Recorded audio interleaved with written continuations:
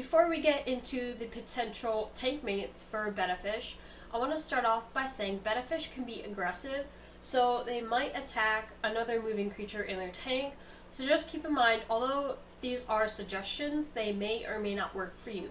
So first things first, let's first start off by talking about some general conditions for keeping tank mates with your betta fish.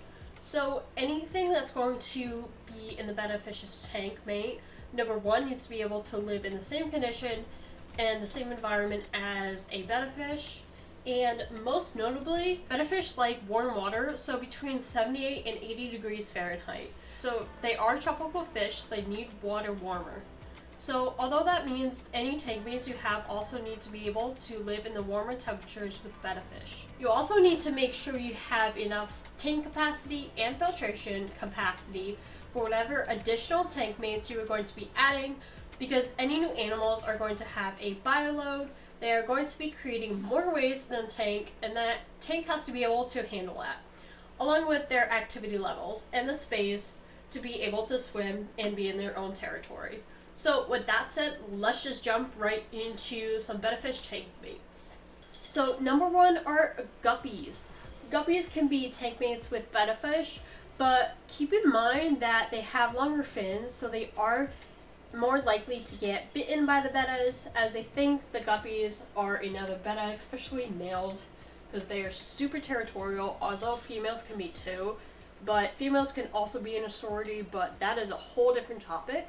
Guppies, like most of the other fish I list, are schooling fish, so they should be at least in groups of 6, but even more would be great. Number 2, tetras. This includes neon tetras, black tetras, cardinal tetras, black neon tetras, gold tetras, silver tip tetras, and many more. Their price ranges depending on what type of fish you get. Neon tetras are the most inexpensive. So number 3 are Danos.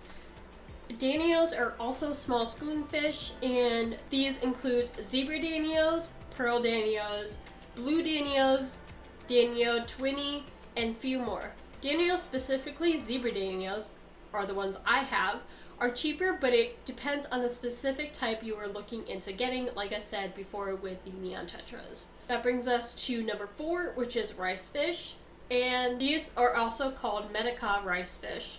These guys are pretty quick, so if your betta decides to go after them, they will most likely be able to outswim your betta. So number 5 are bottom dwellers. So these include cord catfish and plecos. These guys are pretty chill and they like to stay at the bottom of the tank. Most betta fish should be able to do okay with them. I've never had a problem with these types of fish, so I don't think you should either, but if you do, then you should just take them out if you have a problem. Number 6 are Rasboras. So keep in mind that these fish can range from size. So some are a little bigger than others, so just make sure you have the tank capacity like I mentioned. And that brings us to number 7, which is the last little list, are inhabitants. So these include snails, shrimp, and door frogs. And also make sure you keep in mind that betta fish literally go after anything they see in their tank, but these guys should also be okay. Another thing you should keep in mind is that betta fish, the minimum tank size is a 5-gallon tank. This right here is a 5-gallon tank. The one next to it is a 10-gallon. 5-gallon, snails, literally the only thing I would put in it. 10-gallon, you can start adding small fish and other things like that. And the more you add, I would suggest the more tank space you should get. Like 20-gallon long, you can add schooling fish, bunch of snails, shrimp. You can add like so much in a 20-gallon. But it also, with a smaller tank, it does limit you. But just keep that in mind, that make sure you get a big enough tank to house those tank mates. So I know this was a pretty small list, but betta fish are solitaire and can do just fine on their own. So they don't necessarily need to have friends just to be happy.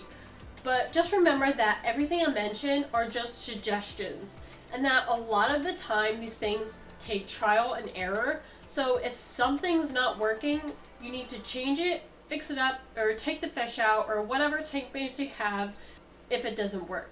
Don't be afraid to try, but also don't be afraid to admit that it didn't work. Because many of us fish keepers have experienced some kind of fish that don't get along with other fish. So I hope you guys found this video helpful, and I will see you guys in the next video.